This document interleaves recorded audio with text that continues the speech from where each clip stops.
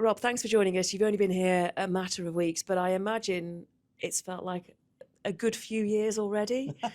If you can fast forward in that time. Yeah, look, it's been interesting. Football management, I think, it's a whirlwind. There's always a lot going on anyway. Quite often the staff will hear me saying, "Wow, it's been a long week today." So yeah, there's been a lot going on, a lot of challenges, but I knew that coming into it, and so there's not been too much that surprised me.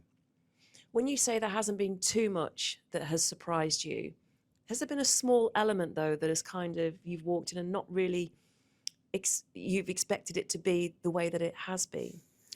No, I mean, I think look, the team, the club has been in a difficult spot for a while, not won since April. So that does affect the whole. It affects the whole mood of everywhere. So we're able to come in, and there's a new team that are with me as well. We'll try and bring some fresh ideas, a new energy.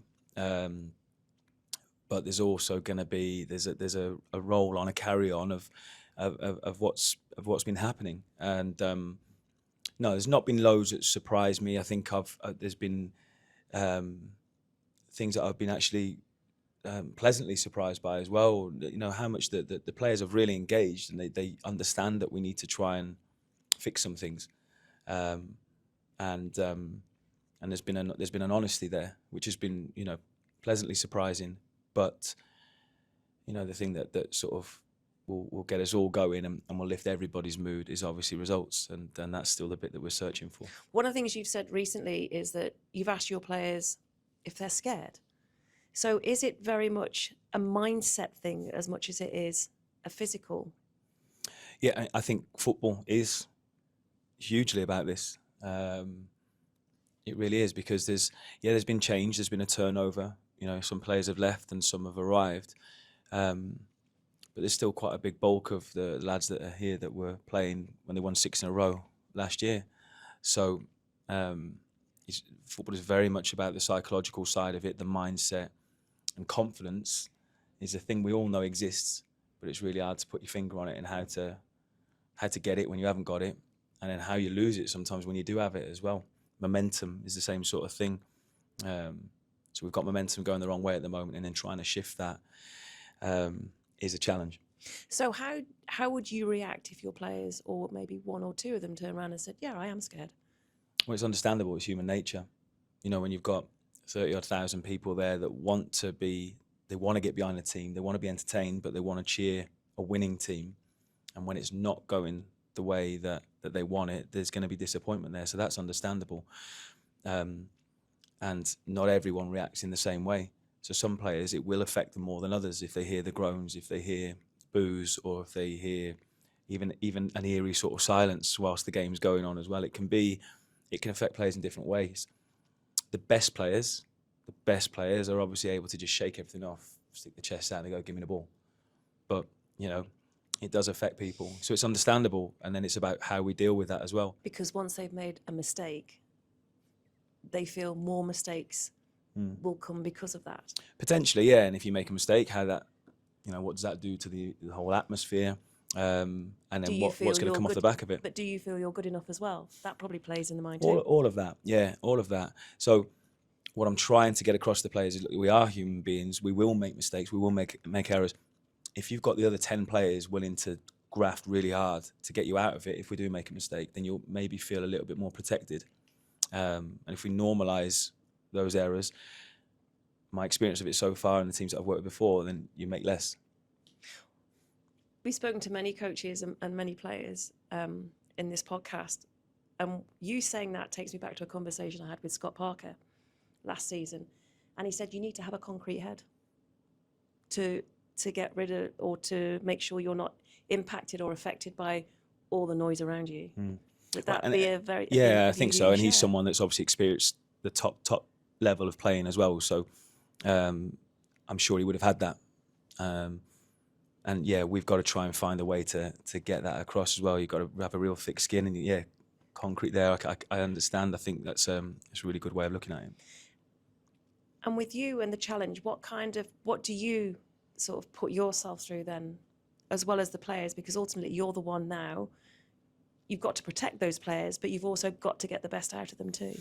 Yeah, so consistency. I mean, we'll try and say and do the right things and the things that we believe in. We've had a really good meeting in here today, and I'm drawing on that TV and scribbling things down and writing stuff. And today was probably a bit of a different one that we've had so far since since we've arrived. There was a lot of honesty there and things that we don't really want to see again. But also then we took something from it. How do we want to be? If we're going to lose, if we're gonna die, how do we want to die? If we're going to lose, how do we want to lose a game? And try and get some feedback from them as well. Things that we can hold them accountable to, things that we can use, and yeah, we can go forward. So every single day, training or in a match, we can there's accountability, and we can remind the players, this has come from you. This is what we've said. You've said. And do you feel then with the players, because I can't imagine what it's like to be a player in this position. I'm not a footballer for a start, but this run, and you reference back, it's been going on for quite some time. What do they say to you, and what do you take from that? Well, they'll say a lot of the right things. How we want to be able to look, what we need to be. If we're going to lose, what do we need to do, lads? How does it need to look? And a lot of it, we lost against Villa, but that if we're going to lose, that's how I want the team to look. If you like, we were organised, but we showed a lot of fight. We showed a lot of courage. We were brave. We took the ball. We did create chances. So if you're going to lose a game, I want it to be like that. You can talk about it, then you got to action it, and we got to live it. We got to do it, but we got to try and be consistent with that every single day. It's not a short-term fix, though. This is no, it? It's going to take. It's never going to be. That's what I mean. It's going to take such a long time to get that right. But how do you reconnect that then with the support and the fan base to align it all together? The fans want to cheer the team on. They want to get behind the team. They want to cheer goals. They want to cheer wins. They want to see the team being successful. We haven't been for 8 months or whatever now. So there's going to be frustration. I get that. I'm completely fine with that. So it's got to come from us. We can't expect the fans just to get behind us, and if we're playing rubbish and we're not, and it looks like we're not being brave, we're not taking risks, and we're playing backwards and sideways.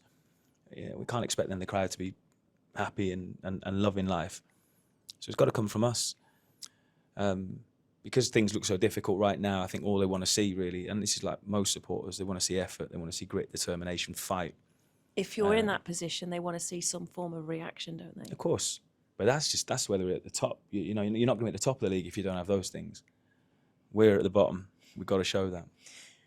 And this position at the bottom, would you say you'd need a miracle to get yourself out of it and the consequence of it? I'm not even thinking that far. I can't even think that far ahead now. We've got Manchester United on Monday, so I'm not going to think too far ahead. We are in a really, really difficult position where no one's ever survived from the position we're in right now. So I know how difficult a position we're in. That's what I mean. Do you look at it, or do you not even think about it? I can be honest with the lads and talk about the response that we need, and if we're going to go down, how do we want to go down, and what it's going to take to produce some kind of miracle. But I can't look too far ahead, because the job is the here and the now. And without fixing the things right here, right now, and being consistent with the message and living it every day, we'll never get there. So it's about doing the right thing today. When we talk about mindset, or you talk about mindset, and you mentioned Manchester United, Ruben Amorim has spoken about the situation he found himself at Manchester United in last season with his team, and also some of the players as well, in that they went into games thinking they weren't going to win. Can you understand that as well? Yeah, I think, I can. If he can say that, then it happens to everybody. Well, I think it does. And every club at some stage will go through difficult periods of time. The champions have gone through a difficult period, going through a difficult period. It can happen to everybody. I don't really want to talk about other clubs, because it's here and it's about us. Yes. And this is about us now. But I can, we're all human beings. You know, all the players are human beings, so they can all have difficult moments, and it can affect everybody. And expectation and pressure can affect people, and it can affect them negatively as well as in a good way as well. So they can all feel it.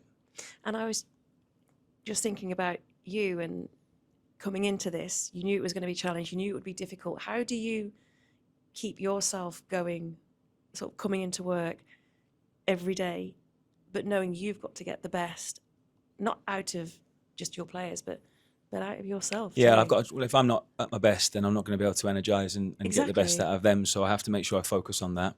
Try and look after myself when I can, but Do you get time to look? knowing that I'm not going to get much sleep and I'm not going to be able to exercise all the time and all of that sort of stuff. But it's my job, and I've got to find a way to do that. And I found a way today to, I think, come in. You know, I was in my normal time, and What's normal time? I don't know, 6:30, 6:40, something like that. And then, Well, it's still dark. and then watch the game back, and then get the right things in place for the meeting, and that's what we do. Though I'll be no different to anyone else. Is that what you've always done in the do. jobs you've had, like Yeah, with Luton, yeah, Middlesbrough, Telford, yeah. since you've been into this role? That's what you do. We all, whatever job we're in, you'll work hard. You'll put the time and the effort in. You'll do the research. You'll do. We all do it in our own fields. So it's no different to anyone else. And I enjoy doing that. But then, I've got to be energized and motivated and up for it. Because if that goes from me, then that's it then. But does it help as well when you're being right for yourself, that you're in this environment that you're so used to? And I know you've talked about home and the fact you've been away for 5 years, that helps you be the best version that you can be too. Maybe, yeah. It's certainly nice to have a bit of normality for me, and sleeping in the same bed every night and things like that. That's good, but look, it's a demanding job, and if you go into it, and it doesn't matter, I can talk about whether you're in the National League or you're in the Premier League. There won't be many people that will be able to say that it is. You feel exactly the same. You feel exactly the same if you lose a game, and it hurts. And that's why I think with me, I don't know. Even in this day and age, like, I know Pep's just got his 1,000 games, and I'm not sure how many in this sort of day and age now. How many more will get that going milestone forward? I don't know, because I spoke to a few people. Neil Warnock said it as well. He feels it's so much more difficult for us now because, years ago you might have had it once a week in the paper after the game, and then that's sort of it. Now you're getting it for 24 hours a day, 7 days a week. Online, it's there everywhere.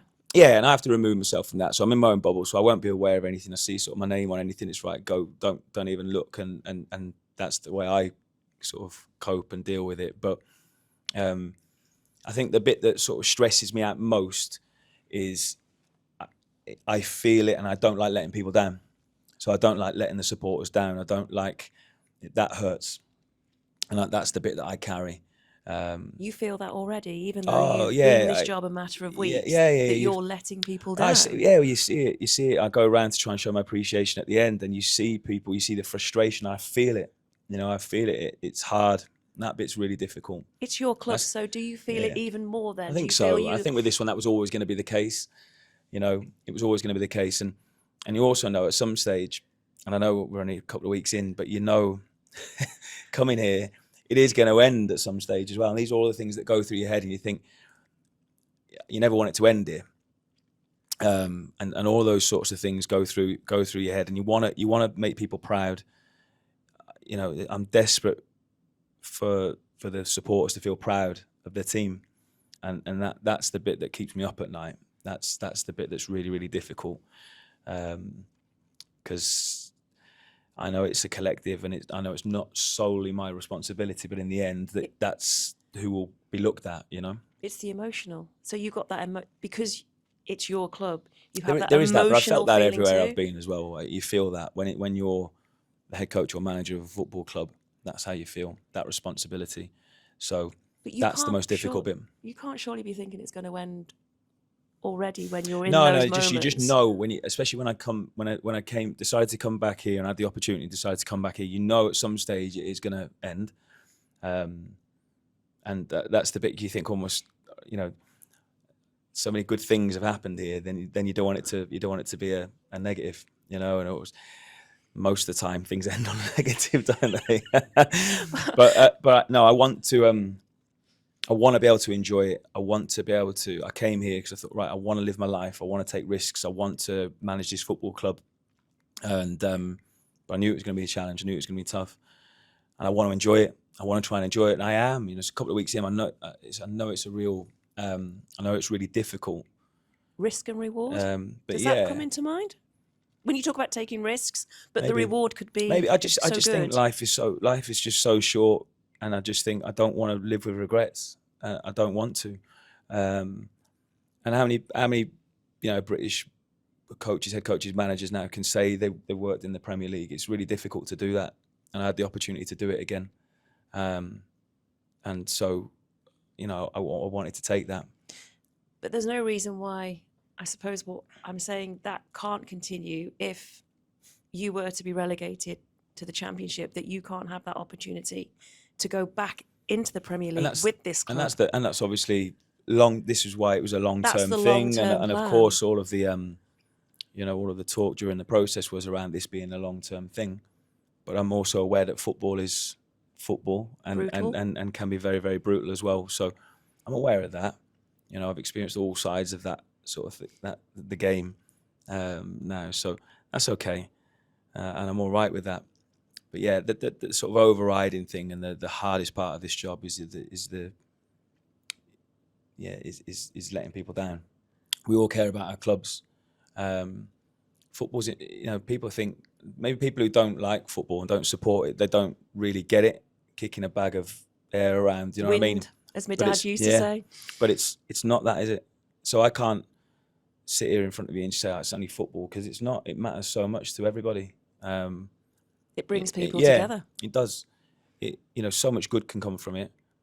And in difficult moments, there's a lot of emotion as well. So we feel it. We feel it all the time. It's the global game. It's our national sport, and everyone's really, really passionate about it. So it gets you. It gets you, and when you're in it and you're in the middle of it, it gets you even more. But you stay with it. You stay with it. You stick with it. You stick with it. Maybe not 1,000 games stick with it, but yeah, you stick with it. Yeah. 10 might be nice. Yeah. But no, but you stick with it. People stick with it because they love it. Mm. And they love their team. Yeah. Yeah. That's what it's all about. That's what it's all about. So good times, bad times, we get through it, and then I suppose there's more bad than good for everybody, and that's why we enjoy the good times even more. But also you go through the bad to get the good times. Yeah, that's it. And that's what no doubt that's what I'm having to go through now. Yeah. And again, eyes wide open coming into it. That's what I knew it was going to have to be.